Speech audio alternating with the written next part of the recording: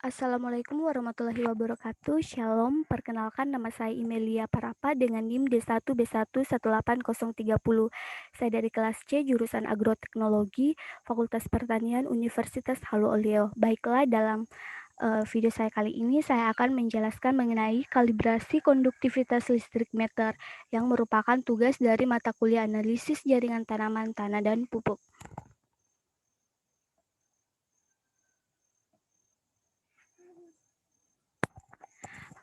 Baiklah, seperti yang kita ketahui bahwa pengukuran adalah suatu kegiatan ilmiah yang digunakan untuk mengukur atau membandingkan nilai suatu besaran dengan satuan ukur tertentu.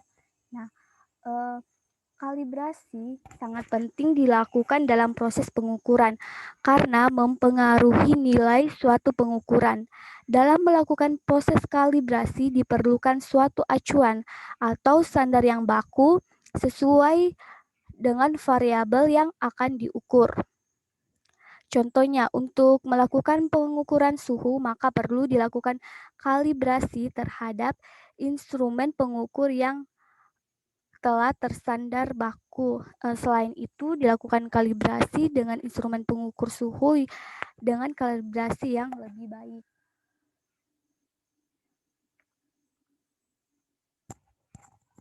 Jadi, peralatan yang mampu mengukur secara tepat membutuhkan proses kalibrasi secara berkala. Kalibrasi bertujuan untuk menjamin keakuratan pengukuran serta memastikan peralatan bekerja sesuai dengan standar mutu. Pengertian dari kalibrasi sendiri ini adalah proses membandingkan suatu besaran dengan besaran yang sudah terstandarkan dan memiliki ketertelusuran yang tidak terputus. Hal ini dilakukan dengan membandingkan hasil pengukuran sebuah alat dengan sebuah standar yang telah diketahui karakteristik pengukurannya. Yang berikutnya yaitu manfaat kalibrasi. Manfaat dari kalibrasi secara umum adalah sebagai berikut. Yang pertama yaitu untuk mendukung sistem yang diterapkan di berbagai industri pada peralatan laboratorium dan produksi yang dimiliki. Semua alat ukur yang terkait dalam produksi harus dijamin mutu keakuratannya. Hal inilah yang pada awalnya mendorong industri untuk mengkalibrasi alatnya. Yang kedua, dengan melakukan kalibrasi bisa diketahui seberapa jauh perbedaan atau penyimpanan antara harga benar dengan harga yang ditunjuk oleh alat ukur. Kemudian yang ketiga yaitu menjaga kondisi instrumen ukur dan bahan ukur agar tetap sesuai dengan spesifikasinya. Kemudian tujuan dari kalibrasi yang pertama yaitu menentukan deviasi atau penyimpanan kebenaran nilai konvensional penunjukan suatu instrumen ukur, menjamin hasil-hasil pengukuran sesuai dengan standar-standar nasional maupun internasional. Yang ketiga, untuk mencapai keterlusuran pengukuran melalui rangkaian perbandingan tak terputus. Yang keempat, menentukan apakah peralatan masih layak digunakan sesuai dengan fungsinya. Kemudian ada pula metode dalam kalibrasi. Yang pertama yaitu kurva kalibrasi. Jadi sejumlah larutan baku dalam variasi konsentrasi disiapkan, kemudian diukur menggunakan instrumen dan respon instrumen dicatat. Kemudian yang kedua ada adisi standar. Metode yang digunakan untuk analit dalam matriks yang kompleks yang mengakibatkan terjadinya interferensi dalam respon instrumen dicatat dalam respon instrumen yang sering disebut dengan metode skipping. Kemudian ada standar internal, umumnya digunakan dalam gizi atau HPLC, merupakan suatu senyawa atau pembanding dengan volume atau massa yang konstan ditambahkan ke dalam larutan standar dan sampel.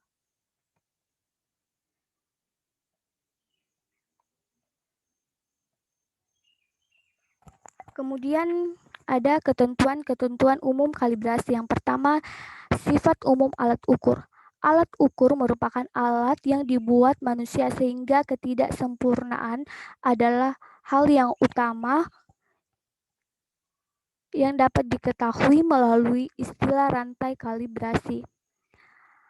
Kemudian ada kepekaan, kemampuan alat ukur menerima mengubah dan meneruskan isyarat sensor dari sensor menuju ke bagian petunjuk, pencatat atau pengolah data pengukuran. Kepekaan alat pengukuran ditentukan oleh terutama pada bagian pengubah sesuai dengan prinsip kerjanya yang diterapkan.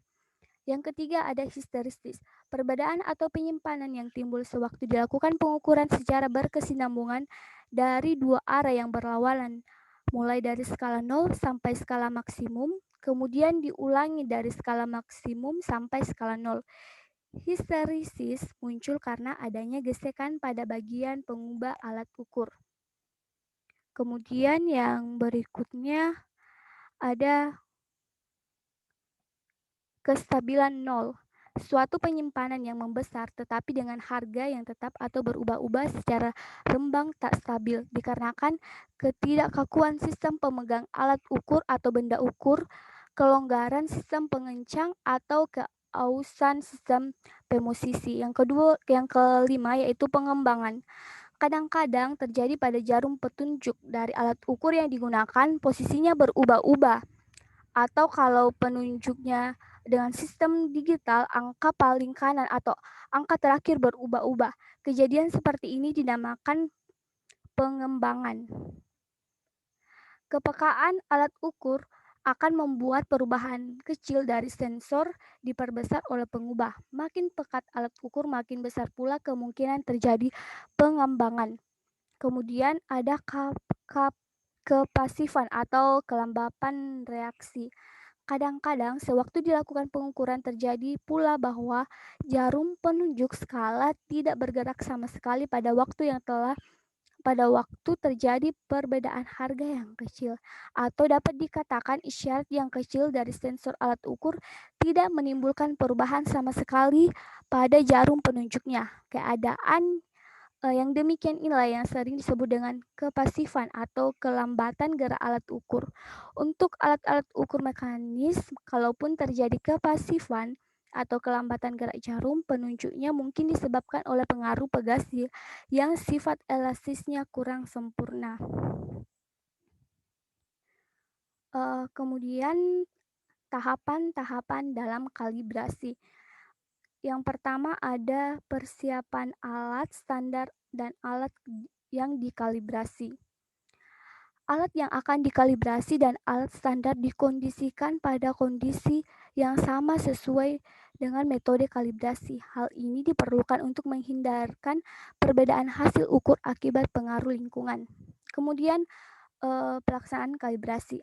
Pelaksanaan kalibrasi harus dipilih orang yang memang mengerti tentang kalibrasi yang akan dilaksanakan. Misalnya pernah mengikuti kursus kalibrasi, telah berpengalaman dalam bidangnya, dan dalam hal tertentu memerlukan persyaratan latar belakang pendidikan atau persyaratan fisik tertentu.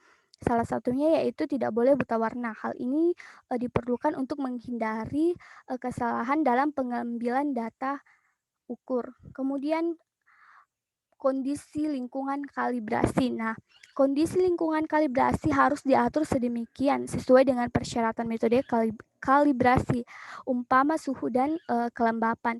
Tidak selamanya kalibrasi harus dilakukan pada ruang yang kondisinya sangat ketat.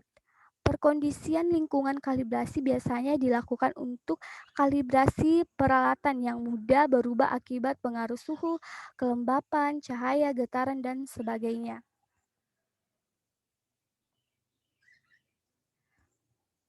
Yang berikutnya yaitu metode kalibrasi. Metode kalibrasi dapat mengacu pada metode standar internasional maupun standar lain, semisalnya textbook, jurnal buletin, dan manual peralatan. Namun perlu diperhatikan bahwa acuan tersebut harus merupakan publikasi yang diakui masyarakat luas. Selain itu, dari beberapa pilihan metode kalibrasi dapat dipilih metode yang paling mudah dilaksanakan karena sulitnya mengikuti metode kalibrasi dapat berakibat kesalahan dalam pengambilan data kalibrasi. Pelaksanaan kalibrasi yang pertama yaitu pengamatan awal. Jika alat yang dikalibrasi berupa instrumen, pastikan bahwa alat tersebut beroperasi secara normal. Jika alat berupa objek ukur, pastikan bahwa alat mempunyai bentuk sempurna. Pada prinsipnya, pelaksanaan kalibrasi tidak bertujuan untuk memperbaiki alat. Karenanya, alat yang tidak normal sebaiknya tidak boleh dikalibrasi. Alat demikian harus diperbaiki dulu oleh petugas yang khusus menangani perbaikan alat hingga alat tersebut diyakini beroperasi dengan normal. Kemudian penyetelan. Penyetelan alat yang akan dikalibrasi biasanya diperlukan untuk menghindari kesalahan titik nol. Penyetelan dapat berupa menyetel ke daratan, pembersihan alat dari kotoran, menyetel titik nol. Dalam hal ini misalnya kalibrasi neraca elektronik, penyetelan dapat berupa kalibrasi internasional sesuai prosedur dalam manual. Kemudian pengamatan kewajaran hasil ukur. Pengamatan ini dilakukan untuk memastikan kewajaran penunjukan alat.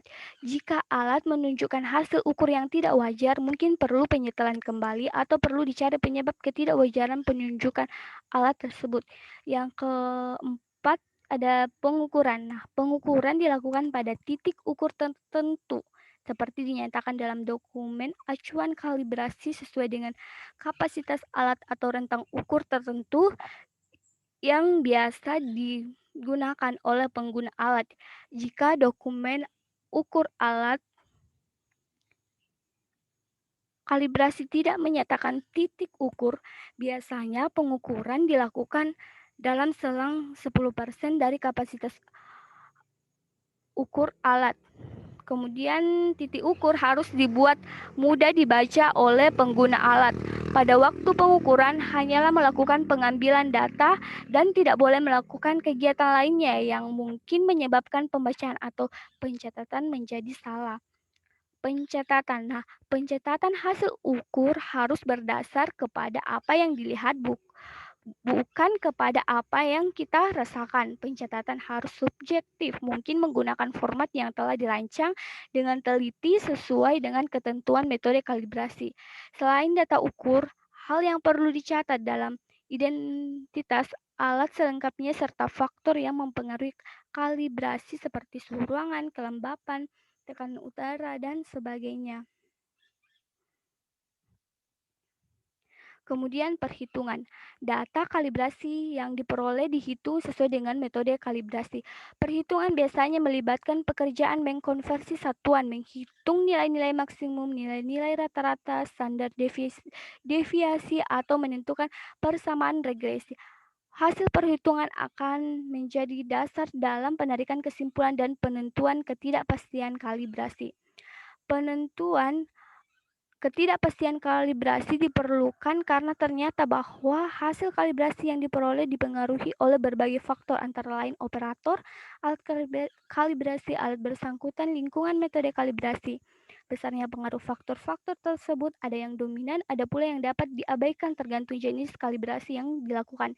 Dengan demikian nilai telusur atau kesalahan sistematik yang diperoleh dari kalibrasi tidak berada di satu titik tertentu, melainkan dalam suatu rentan nilai sebentar atau nilai ketidakpastian kalibrasi. Baiklah, demikian pemaparan materi dari saya. Kurang lebihnya mohon dimaafkan. Sekian dan terima kasih.